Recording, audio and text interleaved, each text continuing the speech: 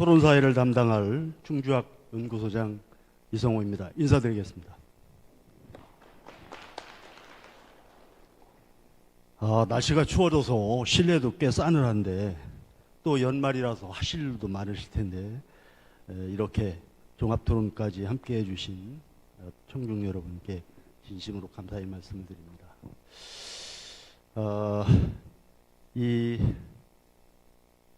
이미 연구 내용을 발표하신 발표자분들은 소개가 되었기 때문에 토론해 주실 선생님들만 소개해 드리도록 하겠습니다. 유동호 육군군사연구소 선임연구원님의 발표를 지정토론해 주실 충청북도청 김범희 학예연구사님이십니다. 육군사관학교 이상훈 교수님의 발표에 대한 지정토론을 담당해 주실 한국전통무예연구소장님이시자 수원시립공연단 상임연출을 담당하고 계신 최형국 박사님이십니다. 중남대학교 이근우 교수님의 발표를 토론해 주실 충북대학교 김의환 교수님이십니다. 오늘 학술 세미나는 충주에서 태어나셨거나 또는 충주와 인연이 있는 임진왜란 당시 많은 전적을 남긴 구국 무장들에 대한 한략상을 살펴보고 그 용맹함과 숭고함을 오늘에 되살리고자 이러한 자리를 만들어서 임진왜란과 충주의 무장이라는 주제로 세 분의 연구 발표가 있었습니다. 토론이 원래 계획은 4시 20분부터였는데 한 20분 지나고 한 20분 정도의 시간이 주어졌습니다. 그래서 날씨도 좀 싸늘하고 그리고 또 여기 공무원들도 또 퇴근을 또 바로 해야 되고 그래서 되도록이면 좀 시간을 아껴주시되 간단한 질문과 답변을 좀 해주시고 시간을 아껴주시면 고맙겠습니다. 여기 좀 시간이 아껴지면 오늘 많이 참석해주고 계신 또 궁금한 점도 많으실 것으로 생각이 되는데 집안의 문중분들과도 좀 질의응답할 수 있는 시간을 만들어 보도록 노력하겠습니다. 자, 그리고 토론에 앞서서 임진왜란 다시 보기라는 주제로 기조 강연을 해주신 청주대학교 민덕기 명예교수님께도 다시 한번 감사의 말씀을 드리겠습니다. 그럼 발표 순서대로 유동호 육군군사연구소 선임연구원님이 발표하신 내용을 충청북도청 조범희 학예연구사님께서 토론해 주시겠습니다. 부탁드리겠습니다. 방금 소개받은 충북도청 학예연구사 조범희입니다. 지금 사회자께서 이제 얼른 좀 진행하라고 하시니까 간략하게 요약하면서 진행하도록 하겠습니다. 제가 준비한 질문은 우선 4가지인데요. 첫 번째는 충주 지역에서 조홍이 활동할 수 있었던 가문적 배경이 부족한 게 아닌가 생각합니다. 제가 이제 추정하건대 이제 충주 지역에 이제 조홍의 한양 조씨가 충주 지역에 정착한 시기와 입양 경위 설명이 없는데 아마 가흥을 중심으로 세거한 거로 생각합니다. 그리고 이제 그 음성의 금왕과 소위 쪽도 한양 조씨가 많이 살지 않았나 이런 것 종합적으로 좀 검토해야지 이제 조홍이 이제 어떻게 여기서 그 연을 맺었는지 이걸 알 수 있지 않을까 생각합니다. 그리고 또 이제 출신 인물이나 사족으로서 향천 활동 등을 종합적으로 검토한다면 지역 사족 사회에서 이 가문의 이상이 드러나지 않을까. 그리고 이러한 점이 보완된다면 충주 지역에서 조홍이 활동하게 된 배경을 뒷받침할 수 있지 않을까 생각합니다. 두 번째는 조홍 가문의 무인적 성향이 그의 정신 육체적 성향장에 많은 영향을 미쳤을 것이라 서술하였습니다. 이 근거로 발표자는 이제 조홍의 직계 위주로 무인 활동을 간략하게 설명했는데, 하지만 이 가문의 무인적 성향은 단순하게 조홍 직계만으로도 설명하기는 부족하고 폭넓게 가문 전체를 살펴볼 필요가 있습니다. 제가 발표문 뒤쪽 보면은 살짝 이제 간략하게 가계도를 그렸는데요. 참고하시면은 이제 한양 조씨는 고려말 이성계의 무인 세력과 함께 성장하여 조선 건국과 함께 유력한 가문으로 떠올랐습니다. 그래서 조도는 홍건적의 난때 큰 공을 세웠고 그의 큰아들 조인벽은 외구토벌과 위화도 회군에 공을 세웠습니다. 그리고 조인벽의 두 아들 조온과 조연도 조선 개국에 큰 공을 세웠으며 둘 다 각각 이제 외구토벌과 야인 정벌에 큰 공을 세웠을 정도로 무인 기질이 강했다고 볼 수 있습니다. 그리고 게다가 조인옥의 장남 조례도 무과에 급제하여 황성 판육까지 영입한 인물입니다. 그렇다면 이러한 배경 설명을 보완한다면 발표자가 말하고자 하는 조웅의 무인적, 정신적 배경이 조금 더 명확하게 보완할 수 있지 않을까 생각합니다. 네, 세 번째 질문입니다. 세 번째는 발표문에서 조웅의 항맥 부분이 대부분 조강 위주로 서술에 치우쳐져 있습니다. 이는 아무래도 이제 발표자께서 이제 자료의 한계 때문에 이렇게 서술한 걸 생각하는데, 하지만 조강 위주로 서술했기 때문에 어쨌든 그 논점이 흐려지는 경향이 있습니다. 조웅의 활동 기반은 충주입니다. 발표문에서도 조웅은 지역민 500명을 모아 충주 태자산에서 창의한 것으로 서술하고 있는데요. 즉 충주 지역 사족사에서 형성된 항맥과 혼맥을 바탕하여 창의했을 것으로 여겨지는 대목입니다. 그렇다면 조웅을 비롯한 충주 지역 사족 동향과 관련한 설명이 필요합니다. 그렇기 때문에 일정하게 조강의 항맥을 서술하되 가능하다면 충주의 사족으로서 조웅의 친인척과 교육관계 등을 정리하는 방향으로 서술하면 어떨지 이런 생각을 해봤습니다. 다음으로 네 번째입니다. 이 발표문을 읽어보면은 결국 이제 임진왜란기 의병 항쟁사에서 조웅의 의병 활동이 가지고 있는 비중과 의미를 조금 더 분석하지 않을까 생각을 해봤습니다. 발표자는 조웅이 활약한 주요 전투와 전기 양상 등을 위주로 정리했습니다. 그렇다면 이런 활동이 어떤 의미를 지니고 있는지 설명이 필요합니다. 임진왜란 발발 이후 전국에서 여러 의병장이 활동했는데 그리고 여러 사례가 진행되었습니다. 이 가운데 조웅의 의병 활동을 비교하는 것도 의미 있는 분석이라고 생각합니다. 발표문에 보면은 조웅은 전국 8도에서 공개한 의병 중 호서의 백기 장군과 영남의 홍희 장군과 가장 뛰어나다 할 정도로 명성이 높았다고 서술하였습니다. 여기서 말하는 홍희 장군은 곽재우로 임진왜란기 의병 활동을 대표하는 인물 가운데 한 명인데, 그렇다면 조웅도 이에 상응하는 비중을 차지한다고 할 수 있을지 궁금합니다. 그래서 이러한 부분의 분석이 필요하다는 제 생각이었습니다. 그리고 덧붙여 조웅의 의병 활동은 여지도서 등 조선 후기 읍지류 등에 일정하게 소개되어 있습니다. 이는 후대에 충주를 대표하는 충의 인물로 꾸준하게 평가받았다고 할 수 있는데, 과연 발표문에서 이런 부분까지 종합적으로 검토한다면은 어떨까 이게 생각을 해봤는데요. 이에 대한 이제 발표자의 의견을 듣고 싶습니다. 이상 토론 마치도록 하겠습니다. 예, 조범희 선생님이 질문해 주신 내용이 바로 유동호 선생님께서 발표하신 논문에 보완이 필요한 것으로 네 가지를 지금 정리해 주셨는데요. 이에 대해서 유동호 박사님 답변 부탁드리겠습니다. 예, 먼저 좋은 질문 해주신 조범희 선생님께 감사의 인사 드리겠습니다. 첫 번째 질문 같은 경우에는 한양조 씨의 충주 입양 경위 설명이 필요하다라는 말씀이신데요. 이 부분은 전적으로 동의를 합니다. 아까 발표에서도 말씀드렸다시피 의병들은 대부분 사족들이 중심으로 만들어졌었고 그들의 사회 경제적 기반에 의해서 운영되어졌습니다. 따라서 그들의 가문적 배경을 살피는 것은 굉장히 중요합니다. 하지만 한양조 씨들이 충주에 입양하게 된 자료들이나 선행 연구들은 거의 없었습니다. 그래서 굉장히 애를 먹고 있었는데요.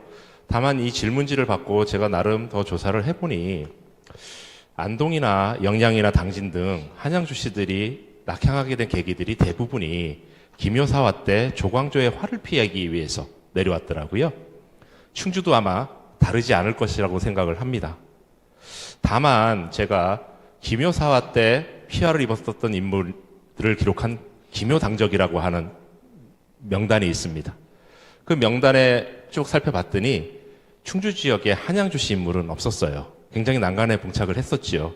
그러다 보니까 어쩔 수 없이 입양 설명을 할 수가 없었던 부분들이 좀 있었고요. 다만 향후 기회가 된다라면 어차피 사족들이 이 지역에서 입양하고 성장해 나갈 때 혼맥이나 혈연, 학연 등으로 이어지니 이 한양조 씨, 종을 비롯한 한양조 씨와 관련된 인물들, 가문들을 더 조사를 해가지고 이 부분은 보완을 해야 될 것 같습니다.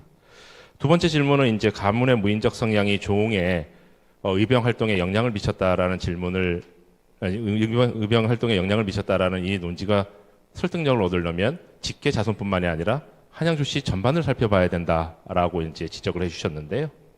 맞습니다. 아까 발표 때도 정근대 사회에서 무인적 기질 등은 한 사람의 유전자적 특징뿐만 아니라 가문의 교육과 사회적 분위기에 큰 영향을 받기 때문에 어떤 직계 자손만에 가지고 설명하는 것은 무리가 있습니다. 그래서 향후 조돈, 조인벽, 조온, 조연 등 가문 전체의 무인 인물들을 찾아갖고 어떻게 영향을 미쳤는지, 구체적으로 어떻게 영향을 미쳤는지 보완할 필요가 있는 것은 사실입니다. 세 번째 질문은 조강 위주 얘기를 할 때 항맥을 설명을 할 때 조강 위주로 설명을 했기 때문에 논지가 흐려질 측면이 있다. 그래서 자료가 없다라고 하면 이 충주 지역의 다른 사족의 동향을 살펴봐서 관계성을 증명해야 되지 않겠느냐라는 질문을 해주셨는데요. 아까 말씀드렸다시피 조홍의 항맥을 살필 수 있는 직접적인 자료는 거의 전무하다시피 합니다.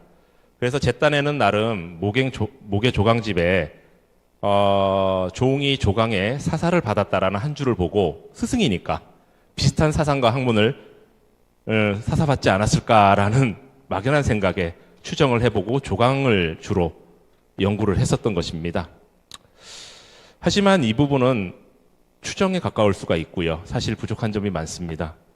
다만 향후 조강과의 관계뿐만이 아니라 이 충주 지역 당시 16세기, 17세기 충주 지역 사족 동향을 살펴봐서 조강과의 관계를 규명할 필요는 있다라고 봅니다. 특히 충주에 팔봉서원 있죠. 팔봉서원에 이제 올라가 계신 이자, 이영경, 노수신 이런 분들의 관계 속에서도 이런 지방과의 관계 속에서도 조강과의 관계를 살펴봐야 되지 않을까 싶습니다.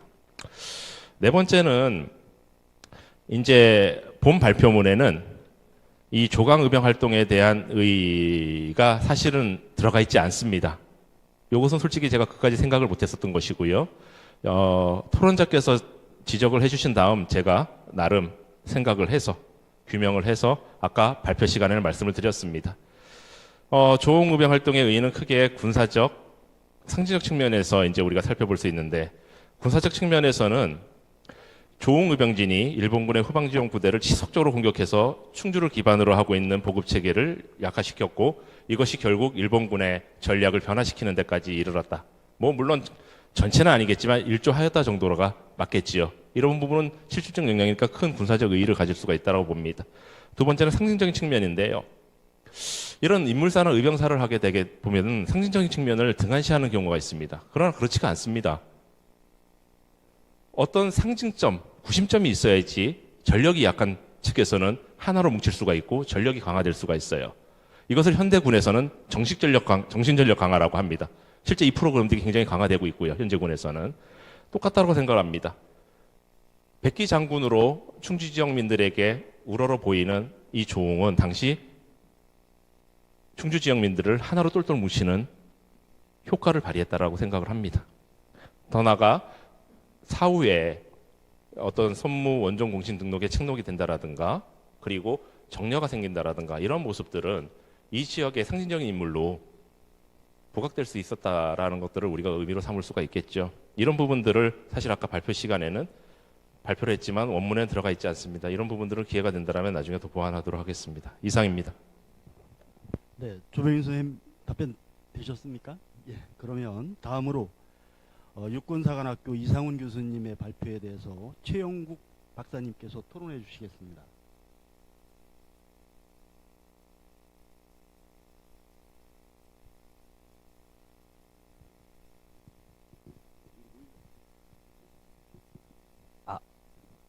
예, 방금 소개받은 수원시립공연단 상인연출 최영국입니다. 이렇게 보시기에 좀 독특하게 이제 들리시나요? 예. 제가 독특하게 옷을 입고 이렇게 복장이 좀 독특한데 제가 물거나 해치거나 이렇게 하는 사람은 아닙니다. 실제로 말을 한 20년 가까이 마상무예 하면서 기병대 전술훈련하고 역사학에서 박사학위를 받은 제목이 조선후기 기병 전술과 마상무예로 박사를 받았습니다. 그래서 현장에 대한 부분들 조금 더 많이 공부하려고 공부를 사료와 함께 실기까지 함께 하고 있습니다. 토론 시간이 짧다고 하셔서 몇 가지만 이렇게 순서를 바꿔서 이야기를 드리려고 합니다.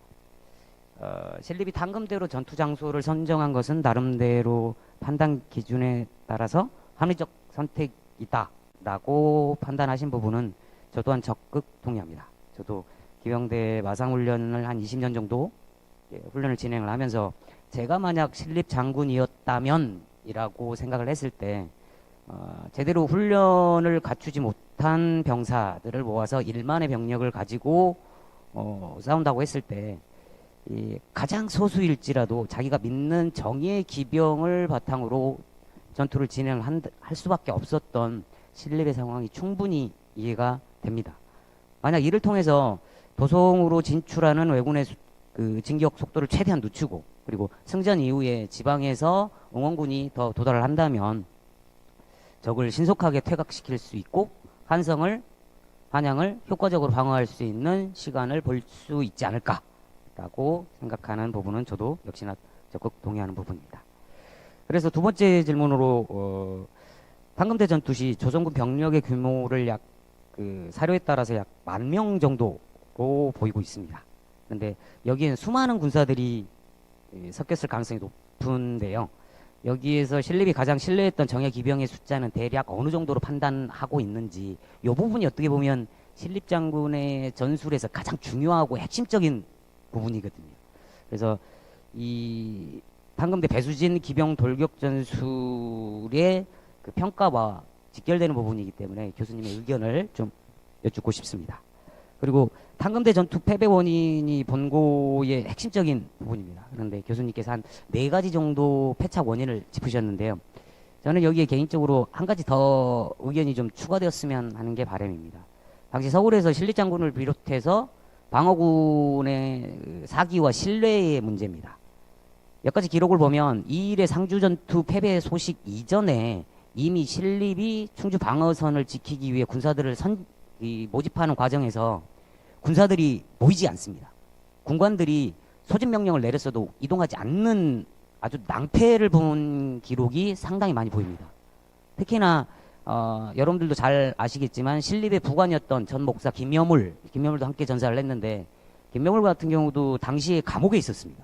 감옥에 있었던 사람을 갑자기 방면을 하면서 전투에 나가라는 식으로 하옥의 유기는 뭐 다양하게 몇 가지가 있는데 방어군에 갑자기 합류하게 됩니다.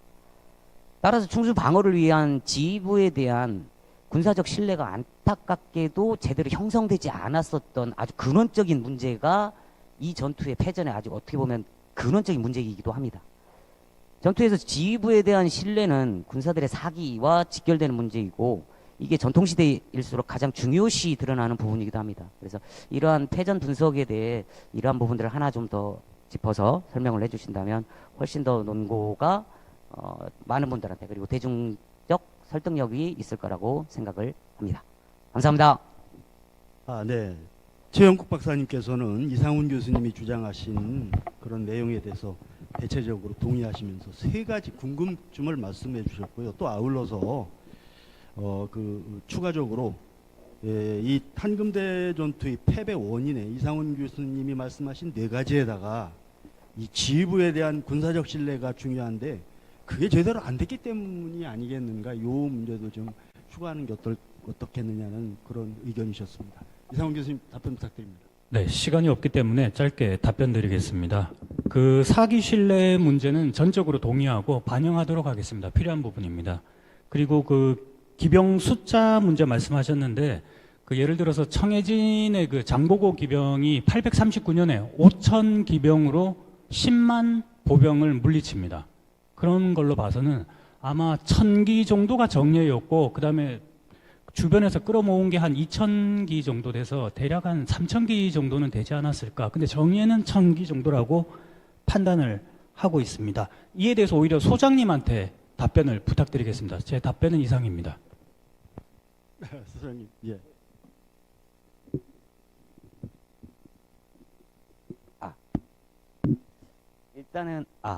일단은 신립장군 같은 경우는 여진 북방 전투에서 가장 혁혁한 실전 감각을 갖춘 장수였습니다. 그래서 대략 제가 판단하건대 이제 제 박사학위 논문에서 다뤘던 부분이기도 한데 일본군이 약 10,000명의 보병으로 구성됐을 경우 신립장군이 최대 정예 기병을 몰고 이들을 격파하겠다 할 수 있겠다라는 가능성의 선 정도를 계산을 해보면 대략 한 1,500기에서 2,000기 정도, 이 정도의 숫자면 일본군 기병을 도륙하고 방어선을 지킬 수 있겠다라고 저는 판단을 했을 거라고 생각을 합니다, 개인적으로. 그런데 그 주변으로 그때 근황군이나 충주 지역에서 끌어모은 그 다음에 옆집에서 말을 빌려왔다는 기록도 보입니다. 그런 부대들까지 합쳐져서 1만 단이었고 그 신립장군이 직할 부대로 여진족과 싸웠었던 이런 실전 감각을 갖춘 부대를 한 1000단 이상, 한 1500, 2000 정도면 충분히 이곳에서 승부를 볼 수 있겠다. 그리고 당금대에서 배주진을 치더라도 이 정도는 가능성 있는 전투로 풀어나지 않았을까라고 생각을 하지 않았을까라고 좀 추론을 합니다. 네, 이상훈 교수님 답변 되셨습니까? 자, 그러면 다음으로 충남대학교 이근우 교수님의 발표에 대해서 충북대학교 김유한 교수님께서 질의해 주시겠습니다. 부탁드립니다. 예, 토론을 맡은 충북대 김환입니다. 저는 이제 충주를 드나든 지가 한 20년 이상 되는데 논문도 뭐 여러 개 썼습니다만 이 의병 관련해서 조공 관련해서 옛날에 조강 의병을 제가 쓴 적이 있습니다. 10년 전에 그때도 제가 그 조공 지반을 제대로 확인을 못했는데 오늘 또 그 얘기가 나와서 역시 또 아직 연구가 많이 필요하다는 생각이 들고 제가 맡은 부분은 이제 이광학을 중심으로 해서 당시 그 관군들이 어떻게 임진왜란때 대응했는가 이제 이 부분을 이근호 선생님이 써주셨는데 글을 읽고 좀 많은 도움을 받았습니다. 그 지적할 게 8가지를 적었는데 다 답변해 주실 필요 없고 저도 간단하게 정리해서 질문을 드리도록 하겠습니다. 첫 번째는 그 좀 여러 관직을 겪게 되는데 그걸 좀 표 하나로 좀 정리해 주시면 저 이해하는데 좀 도움이 되겠다는 얘기고 두 번째는 그 아까 발표에도 말씀드렸지만 경상우도 병마 절도사에 제수됐다가 이제 최경회로 취소가 되고 이제 대치가 되는데 이게 이제 비변사가 서인이 장악했기 때문에 그렇다. 저도 100% 동의하고요. 그다음에 그 여기 광주시 같은 경우는 그 팔봉선에서 나중에 보면 동인계죠. 그 당시에는 동인계고 나중에 남인계로 이제 활약하는 걸 봤을 때 당연히 그 이 부분이 좀 더 설득력이 있는 것 같고 또 저는 뭐 너무 인물 연구하다 보니까 지금 이순신은 신이 돼 버렸는데 저는 학회 같은 데 가면 항상 비판하거든요. 신이 아니다. 이순신이 전투에서 이긴 거는 대포 때문에 이겼다. 제가 항상 강조합니다만 역시 마찬가지입니다. 이광학도 진주성 전투에서 그 공로에 대한 평가 그 다음에 병마 절도사로 아직은 맡길 수 있는 어떤 능력이 부족하다. 경험이 부족하다. 뭐 이런 인식이 복합적으로 작용해서 그렇게 된 게 아닌가 이런 생각도 해봤습니다. 그럼 세 번째는 이제 진주성 전투 이후에 원균의 그 우수영의 중위장으로 이제 활동을 했는데 지금 여기 그래서 전황을 많이 이제 관군을 다루다 보니까 상당히 그 자세히 잘 설명해 주셨습니다만 그 유기적으로 군사 지휘 체계가 정확하게 어떻게 했는지 어디에 편성됐다 이런 얘기는 많이 나옵니다만 그걸 좀 명확하게 좀 설명하시고 이 얘기를 좀 해주시면 더 이해하는 데 도움이 될 것 같고 그 다음에 그 정유재란 시기에 이제 전라도가 많은 피해를 입는데 그 당시에 종군 기자였던 일본인 그 승려 일기가 있거든요. 그런 걸 가지고 좀 피해상을 잘 설명해 주면서 그 관군이 어떻게 대응했는지 하면 그 전투에 대한 입체적인 설명이 좀 더 될 것 같고 그다음 각 전투가 이제 되게 설명으로 하다 보니까 좀 잘 이해가 안 돼서 이걸 좀 지도로 좀 명확하게 좀 해주시면 더 선명한 그런 설명이 될 것 같습니다.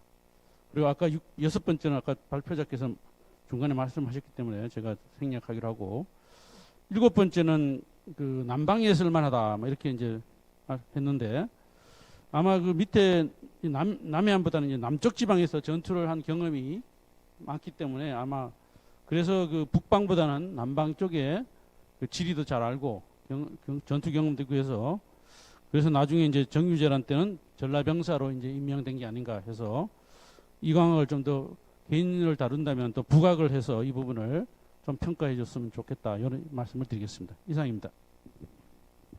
네, 김유한 교수님께서는 이광학의 활동을 좀 더 이해하는 데 도움이 될 만한 한 7가지 정도의 내용을 제시해 주셨습니다. 이에 대해서 이근호 교수님 답변 부탁드리겠습니다. 예, 감사합니다. 제가 뭐 지금 선생님 여러 가지 질문을 해주셨는데, 대부분은 아마 혹시라도 차후에 이게 보완인 기회가 있다면, 말씀하신 뭐 생애를 좀 도표로 정리한다든지, 또는 뭐 그림을 추가한다든지, 그래서 그림을 통해서 전황을 소개하는 이런 내용들은 좀 더 보완하도록 하겠습니다. 다만 이제 지적하신 것 가운데 이제 1593년에 경상도 병마 절도사에 제수됐다가 이게 며칠 만에 바로 이제 뒤집히는, 그래서 최경희 장군이 병마 절도사에 제수가 되는데요. 뭐 이 부분은 아무래도 일단은 그 당시 정치적 상황으로 한번 정리를 한번 해봤습니다. 근데 그 부분은 너무 이제 정파적으로 보는 게 아니라고 생각도 하기는 하는데, 일단은 그렇게 갑작스럽게 또 바뀌는 부분들은 분명히 무슨 이유가 있을 거라 생각이 듭니다.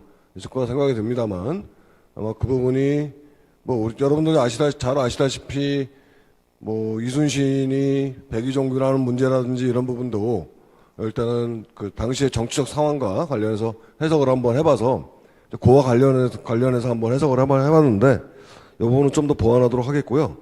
다만 그 병마 절도사의 직임을 맡을 능력이 없었다.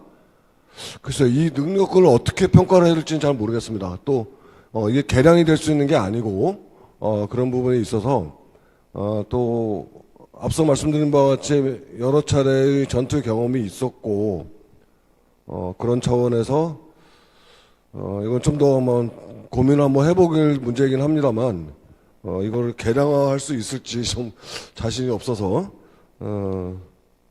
당대의 평가를 통해서 아마 다시 한번 정리를 해보도록 하겠습니다. 그리고 이제 그 당시에 그 지휘 체계라든지 편제 상황 이거는 뭐 앞서 간단히 말씀드렸습니다만 지금까지 대체로 학계에서 얘기하는 부분들은 그 전까지는 주로 이제 바로 내가 그 외적이 침략을 하면 내가 살고 있는 지역에서 바로 전략 그 외적을 막고 외부의 적을 막고 그 다음에 여기가 붕괴되면 바로 상급의 진에 가서 여러 개의 진들이 합쳐가지고 막는 소위 말 진관체제 형식으로 했다고 얘기를 합니다. 그러니까 별도의 방어선이 구축이 된 거 아니죠. 방어선이 구축이 된 게 아니고 진의 규모에 따라서 일정 정도의 이게 그 침략을 막는 그런 것들이 보통 이제 현지에서 이렇게 대응됐는데 이것들이 이제 임진왜란 이전 시기부터 좀 붕괴가 되기 시작을 합니다. 붕괴가 되기 시작을 해서 앞서 발표 과정에 내가 말씀드렸다시피 방어선, 예를 들자면 1방어선, 2방어선, 3방어선이라고 하는 그것을 설정한 것 자체가 사실 이전과는 다른 지휘체계로 말씀드릴 수 있거든요. 그래서 예전에는 주로 이제 바로 현지에서 바로바로 막는 그러한 전략이었다면 요 시기쯤 전후에서는 이른바 방어선을 일정 정해놓고 그거를 그 통해서 이제 막는 체계였는데 아마 그 이광학 장군 역시도 그 체계 속에 일정 방어선에 따라가면서 아마 지휘를 했던 것이 아닌가 뭐 이렇게 일단 생각해 볼 수 있습니다만 아무튼 이 부분은 대체로 지금 현재 재생방역 체계를 좀 얘기하고 있어서 그 부분도 아마 그렇게 말씀드릴 수 있을 것 같고요. 뭐 다른 부분들은 보완하겠는데 그 7번째로 지적하신 이제 회령부사로 임명을 했다가 바로 이제 그 다른 관직으로 바꿔버리는 이때 바로 이제 남방에 쓸만하다.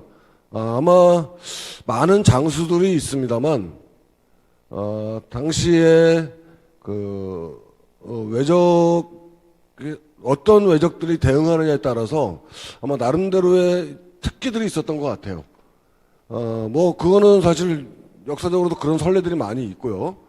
그래서 또 그 이광학 장군 같은 경우에는 어쨌든 남방에서 했던 전투들이 또 많이 있고 막 그런 경험들과 비춰서 아마 그 일종의 그 남방에서 오는 외적에 대응할 수 있는 일종의 특기와 또는 전략과 전술을 나중에 보유했다고 말씀을 드릴 수 있을 것 같고 아마 그런 것들이 남방에 쓸만하다라고 이제 얘기를 했던 것이 아닌가 이렇게 말씀드릴 수 있고 차후에 이제 의병 문제도 전라도 병마 전투사로 파견됐을 때 남원에서 여러 개 광양성 전투라든지 몇 가지 전투를 하는데 이때 사실은 의병도 같이 참여를 합니다.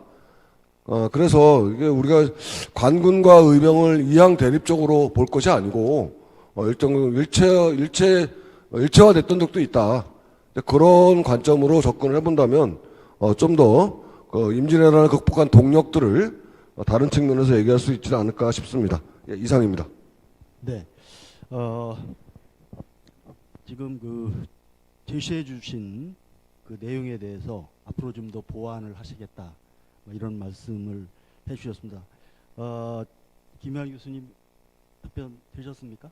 네. 제가 오늘 맡은 가장 큰 임무가 토론자나 질문자 모두 하실 말씀 다 하시고 그리고 시간을 지키는 거라고 생각이 되는데 그 짧은 시간 내에 이렇게 질문과 답변을 빨리 맞춰서 감사합니다. 그러나 어쨌든 여기에 와 계신 각 문중의 여러분들도 자기 조상에 대한 그런 궁금증이 굉장히 많으실 겁니다. 이 기회에 질문과 토론을 하시지 않고 가시기에는 조금 서운하실 것 같아서 플로어에 계신 각 문종 여러분들께 좀 질문의 기회를 드리도록 하겠습니다. 질문 있으신 분 혹시? 저는 부산에서 임난 공부를 좀 했습니다. 부산이 나름 전투가 제일 많이 벌어진 깨진 쪽이라서 나름 연구가 많이 되어 있는 걸로 알고 있는데, 여기 충주 입장에서 오늘 제가 수업을 들었는데 도대체 임진왜란은 이긴 전쟁입니까? 전 전쟁입니까? 왜 우리나라 사학자들은 신립장군만 하더라도 조령을 못 막았던 이유가 분명한데 왜 그 이유를 이야기를 못하고, 저는 이 역사를 저는 역사학자는 아니지만은 왜 자꾸 임난을 우리가 전전쟁으로 묘수를 하는지, 작 쪽에서 문제가 있지 않나, 저는 그렇게 생각해서 거기에 대해서 어떻게 생각하시는지 한번 여쭤보고 싶습니다. 이긴 전쟁인지 전 전쟁인지.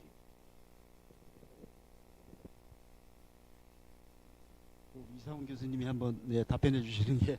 네, 지금 이제 실제로 동네 쪽에 가보면, 부산의 동네 가보면 거기는 현창을 많이 하고 있습니다. 그리고 충주 같은 경우는 탄근대 전투가 중요함에도 불구하고 생각보다 알려져 있지 않습니다. 정확하게 말씀을 하셨고, 진전쟁이냐 이긴 전쟁이냐 하는데, 저는 일본군은 침략을 해왔고 조선은 방어를 했습니다. 물러났습니다. 저는 이긴 전쟁이라고 생각을 합니다. 예를 들어서 미군이 베트남 들어갔다가 철수했습니다. 그거는 베트남은 자기들이 승전했다고 얘기를 합니다. 네, 이상입니다. 네. 드립시다.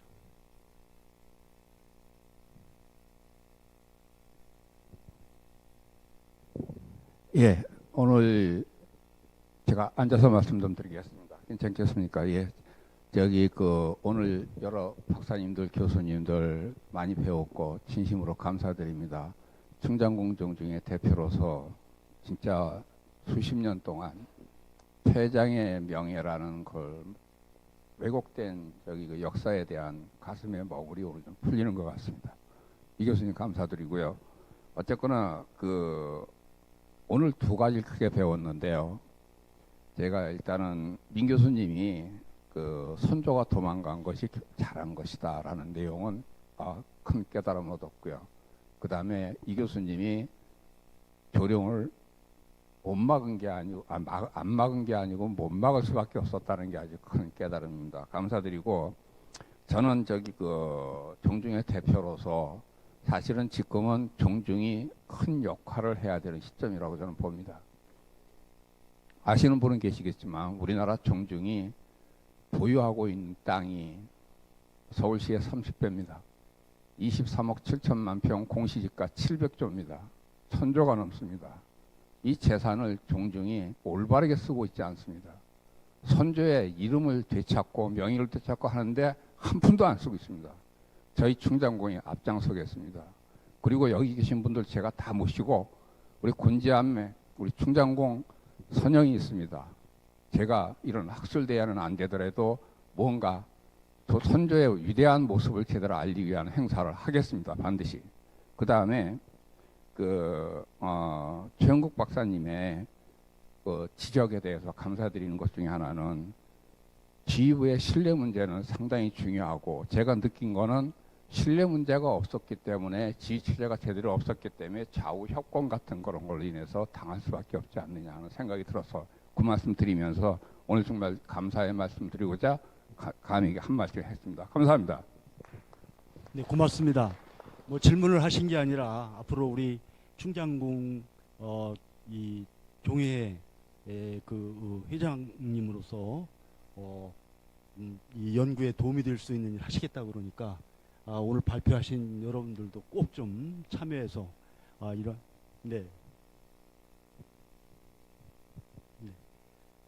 좀 더 활발하게 연구될 수 있는 계기를 만들었으면 좋겠습니다. 감사합니다. 또 질문.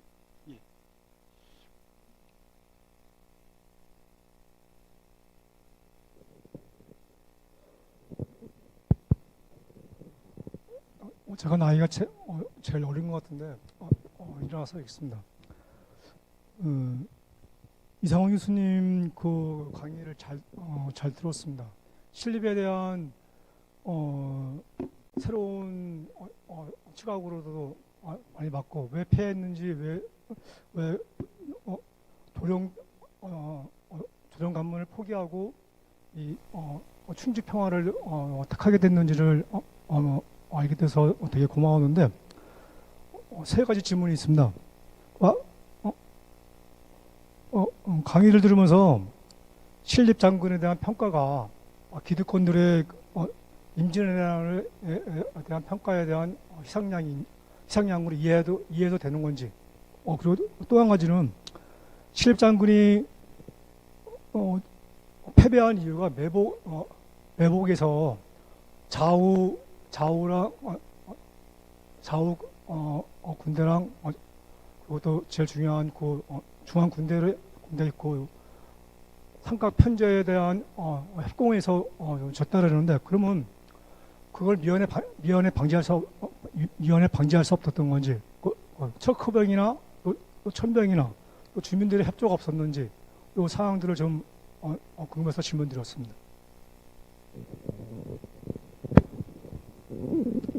이것도 역시 또 이상훈 교수님이 답변을 하셔야 될 것 같습니다.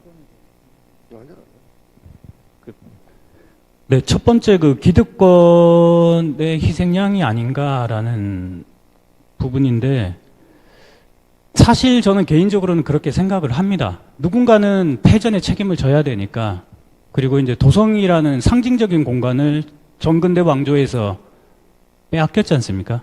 이 패인을 누구한테 따져야 되냐라고 했을 때는 일단 일선 전투 현장에 갔던 지휘관한테 따지는 게 군인들은 다 그런 마음으로 임하고 있습니다. 그래서 오히려 그렇기 때문에 더 탕금대 전투가 더 비장한 전투라고 저는 생각을 합니다.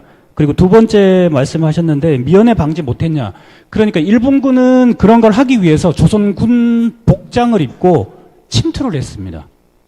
그 정도까지 했었습니다. 그리고 한양도성 들어갈 때는 수십 차례 정찰을 하고 들어옵니다. 근데 조선 같은 경우는 아까 말씀드렸다시피 도착한 지 하루밖에 되지 않았습니다. 지휘체계가 성립할 가능성은 제로에 가깝습니다. 겨우 충주에 있는 병력 물자만 파악해갖고 탕금대로 옮겨갖고 방어 진지 구축한 것만 해도 엄청난 일입니다. 그 상황에서 주변 일대에 이제 매복이랄까 병력 배치랄까 시간적으로 부족했었고, 그 다음 일본군이 아까 그 민 교수님 말씀하셨다시피 일본군은 100년 이상 내전을 거쳤기 때문에 첩보 활동이 아주 뛰어났습니다. 그리고 이제 임진왜란 이후부터 조선군도의 조총의 활용이랄까 첩보 활동의 강도성을 하기 때문에 그 부분에 있어서는 이제 저희가 좀 미연에 방지를 못했던 부분이 있었던 것 같습니다. 이상입니다. 네, 또 다른 질문자 있으시면. 네, 안녕하십니까. 김학여입니다. 또 이제 이상훈 교수님한테 질문을 드리겠는데, 하여튼 그 탕금대 전투는 참 아쉬움이 많은 그 전투였던 것 같습니다. 그래서 잘 들었고요. 뭐 시간이 없으니까 간단히 말씀드리겠습니다. 4월 16일 날 신립장군이 도착을 해서 4월 18일 날 전투를 했다 했는데 이틀간뿐이 시간이 없지 않습니까? 근데 왜 4월 16일 늦게 도착을 했는지 신립장군께서 아마 조정에서 어떤 연유가 있을 텐데 어떤 상황 판단이 있은지 나중에 뭐 전략 있은지 어떤 배경이 있으리라 생각합니다. 왜 늦게 도착을 하는지 그거에 대해서 말씀드렸으면 좋겠습니다. 네, 이것도 이상훈 교수님 답변하셔야 될 것 네, 같은데. 개인적으로는 아마 신립이 인솔해 온 병력을 한 4천 정도로 저는 생각을 하고 있습니다. 그 정근대 시대 4천은 엄청난 숫자입니다. 지금도 4천이면 거의 사단에 가까운 병력 숫자입니다. 근데 정근대 시대 때 서울 도성에 있던 병력, 그 다음에 자기 직할의 기병부대, 그 다음에 인근의 그 병력들을 다 모아가면서 내려와야 됩니다. 그리고 이 4천 명은 밥을 먹지 않습니까? 숙식을 해야 됩니다. 이런 걸 하려고 하면 4천 명 자체가 충주까지 내려오는 것만 해도 엄청난 일이 벌어집니다. 그걸 고스란히 충주까지 잘 데리고 왔고 충주 인근에서 또 4천 명 이상을 또 동원을 했습니다. 이런데 아마 시간이 꽤 걸리지 않았을까라는 생각을 해보았습니다. 그래서 구체적인 그 자료들은 남아 있지 않습니다. 그렇지만 병력 규모가 워낙 대규모였고 그 이전까지 이제 여진 상대를 한다거나 남방에서 외구 상대할 때는 이 정도 규모의 전란이 없었습니다. 동원 체계가 없었던 거죠. 훈련 자체가 없었었는데 수천 단 이상 병력을 동원해야 했기 때문에 시간이 좀 많이 걸린 게 아닌가라고 생각하고 있습니다. 이상입니다. 덧붙이자면 부산포로 침입한 이후에 이 한금대 전투가 보름 만에 열립니다. 아마 그 전투 없이 바로 올라온다 하더라도 정말 빠른 시간일 겁니다. 더군다나 전투까지 치르면서 여기를 보름 만에 충주까지 왔다는 것은 아마 당시 조선군으로서는 평화에 오래 젖어 있던 조선군으로서는 감히 상상조차 하지 못했던 게 아닌가라는 게 저 개인적인 생각입니다.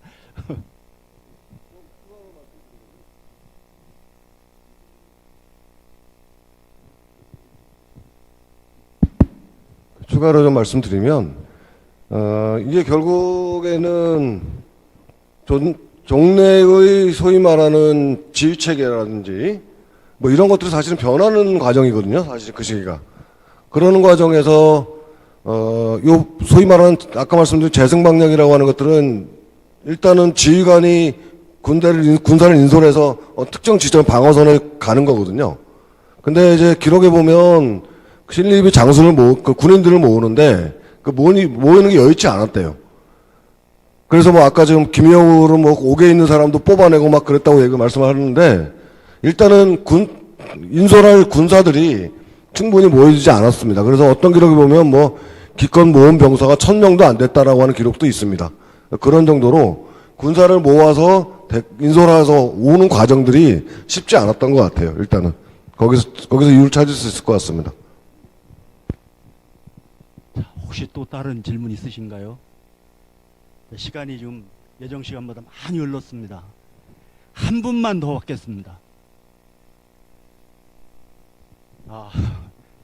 또 이게 시간 때문에 또 아마 질문을 좀 삼가하시는 것 같습니다. 어쨌든 감사합니다. 자, 이제 충주학연구소에서 진행한 학술 세미나를 모두 마치도록 하겠습니다. 수고해 주신 발표자님 그리고 토론자님과 끝까지 자리를 함께 해주신 시민 여러분 그리고 종중 3가문의 종중 여러분께 다시 한번 감사의 인사를 올리겠습니다. 고맙습니다.